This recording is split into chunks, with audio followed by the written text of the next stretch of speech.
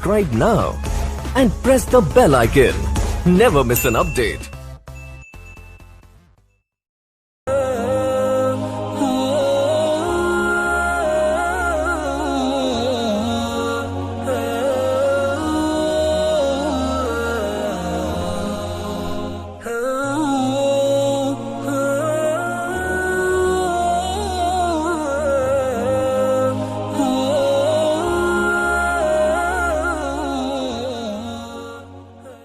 معزز ناظرین اکرام، السلام علیکم ورحمۃ اللہ وبرکاتہ۔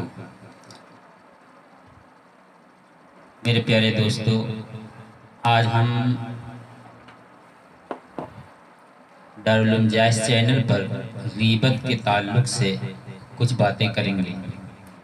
ہمارے ساتھ موجود ہیں حضرت مولانا محمد معروف صاحب۔ یہ غیبت کے تعلق سے آپ کو بتائیں گے اور ہم حضرت سے پوچھنا چاہیں گے کہ غیبت کیا ہے اور غیبت کے لیے کون سی وعیدیں حدیث شریف میں آئی ہیں، قرآن و حدیث میں اس کا کیا حکم ہے، تفصیل سے بتلانے کی زحمت کریں۔ السلام علیکم ورحمۃ اللہ تعالی وبرکاتہ۔ نحمدہ ونصلی علی رسولہ الکریم، اما بعد، اعوذ باللہ من الشیطان الرجیم، بسم اللہ الرحمن الرحیم۔ ولا یغتب بعضکم بعضا ایحب احدکم ان یأکل لحم اخیہ میتا فکرہتموہ۔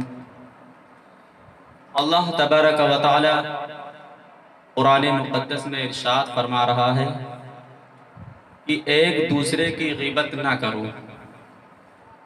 ایک دوسرے کی غیبت مت کرو۔ یہ ایسا برا عمل ہے جیسے اپنے مردار بھائی کا گوشت کھانا۔ معزز سامعین، جب ہم اپنے مسلمان بھائی کے گوشت کھانے کو برا سمجھتے ہیں، ٹھیک اسی طرح ہم غیبت کو بھی برا سمجھیں۔ سنن ابی داؤد کی ایک حدیث میں نبی کریم صلی اللہ تعالیٰ علیہ وسلم نے ارشاد فرمایا کہ سود بہت بڑا گناہ ہے، بہت سے گناہوں کا مجموعہ ہے۔ اس گناہ کا ادنا درجہ یہ ہے کہ العیاذ باللہ، جیسے کوئی شخص اپنی ماں کے ساتھ زنا بدکاری کرے۔ پھر فرمایا سب سے بدترین سود یہ ہے کہ کوئی شخص اپنے مسلمان بھائی کی عزت و آبرو پر حملہ کرے۔ ایک حدیث میں فرمایا کہ غیبت کا گناہ زنا کے گناہ سے بدتر ہے، کیونکہ زنا کو گناہ سمجھا جاتا ہے لیکن غیبت کو گناہ نہیں سمجھا جاتا، جیسا کہ عام مشاہدہ ہے۔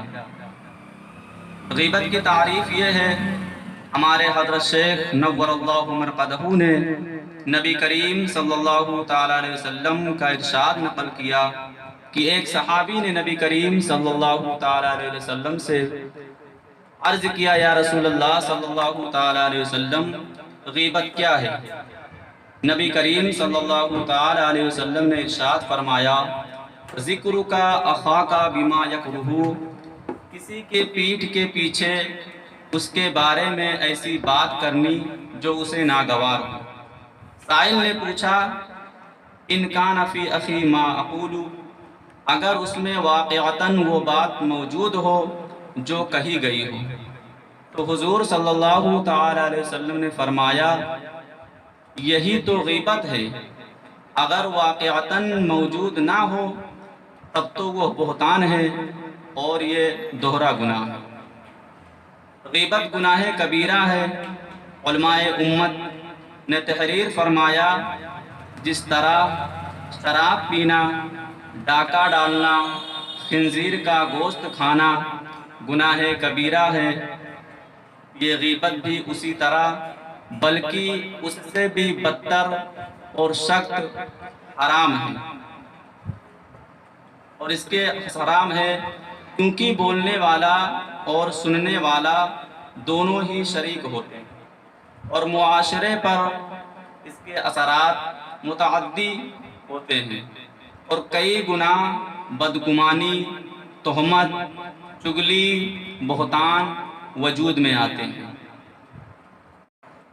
غیبت کرنے والے کا انجام ہمارے آقا نبی کریم صلی اللہ تعالی علیہ وسلم نے ارشاد فرمایا، جب مجھے معراج کرائی گئی تو میرا گزر ایسے لوگوں پر ہوا جو اپنے ناخنوں سے اپنے چہرے اور سینے کو نوچ رہے تھے۔ میں نے جبریل سے پوچھا یہ کون لوگ ہیں؟ تو حضرت جبریل نے عرض کیا یا رسول اللہ صلی اللہ تعالی علیہ وسلم، یہ وہ لوگ ہیں جو لوگوں کا گوشت کھاتے تھے، غیبت کرتے تھے اور لوگوں کے عزت و آبرو پر حملے کیا کرتے تھے۔ اللہ جل شانہ ہماری حفاظت فرمائے۔ ایک حدیث پاک میں غیبت کرنے والے کو پلسرات کے اوپر جانے سے روک دیا جائے گا اور کہا جائے گا تم آگے نہیں بڑھ سکتے جب تک اس غیبت کا کفارہ ادا نہ کر دو، یعنی جن کی غیبت کی ہے ان سے معافی مانگو، وہ تمہیں معاف کر دیں، اس وقت تک جنت میں داخل نہیں ہو سکتے۔ غیبت کا تعلق اللہ جل شانہ کی نافرمانی، اس کے ساتھ اللہ کے بندوں کے حق تلفی سے بھی ہوتا ہے۔ یہی وجہ ہے کہ اللہ تعالی جل شانہ اور نبی کریم صلی اللہ تعالی علیہ وسلم نے بہت سخت الفاظ کے ساتھ، الفاظ کے ذریعے اس کی حرمت کو بیان کیا ہے۔ یہ بات بھی اتنے اپنے ذہن میں رکھی جائے کہ مرد و عورت، امیر و غریب، مالک و مزدور، استاد اور شاگرد، والدین، میاں بیوی میں کوئی فرق نہیں۔ غیبت جس طرح زبان سے ہوتی ہے اسی طرح آنکھ اور ہاتھ کے اشاروں سے بھی ہوتی ہے۔ غیبت کا دنیا میں بدترین اثر یہ بھی ہے، یہ بھی ظاہر ہوتا ہے کہ قلوب میں دوریاں پیدا ہو جاتی ہیں، اللہ کی رحمت سے محرومی ہو جاتی ہے، آپس میں محبتیں ختم ہو جاتی ہے اور دیگر کئی گناہ وجود میں آتے ہیں۔ ہم کو اس طرف بہت ہی توجہ کرنی چاہیے، ابتلاء عام ہے۔ اس طرف بھی توجہ کریں کہ ماتحتوں، ملازمین، گھر میں کام کرنے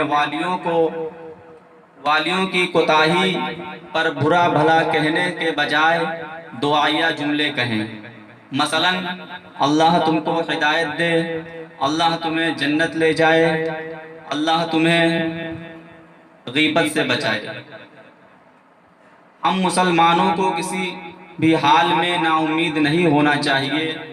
اللہ تعالیٰ نے ہمارے نبی صلی اللہ تعالی علیہ وسلم کو رحمت للعالمین، ایمان والوں پر انتہائی مہربان بنایا ہے۔ نبی کریم صلی اللہ تعالی علیہ وسلم نے ارشاد فرمایا، تمام گناہوں سے بچنے، بالخصوص غیبت سے چھٹکارا پانے اور تلافی کا طریقہ بھی اپنی امت کو تعلیم دیا۔ جس مسلمان کی غیبت کی ہے اس سے معافی مانگی جائے، اگر معافی مانگنا ممکن نہ ہو تو خوب ایصال ثواب کیا جائے۔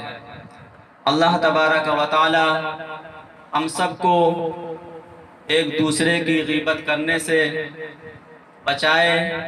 اللہ تبارک و تعالی ہم سب کی حفاظت فرمائے۔ السلام علیکم۔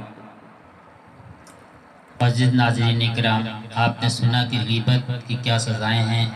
ہمیں غیبت سے اپنے آپ کو بچانا چاہیے، کسی بھی حال میں ہمیں ایک دوسرے کی غیبت، اس کی چغلخوری نہیں کرنی چاہیے۔ اللہ ہمیں اس وبا سے بچائے۔ اور آپ سبھی سے گزارش ہے کہ دارالعلوم جائز چینل کو آپ سبھی لوگ سبسکرائب، شیئر اور لائک کریں تاکہ ہماری ہر آنے والی اپڈیٹ آپ تک پہنچتی رہے۔ السلام علیکم۔ Thanks for watching. Don't forget to like the video. And don't forget to subscribe.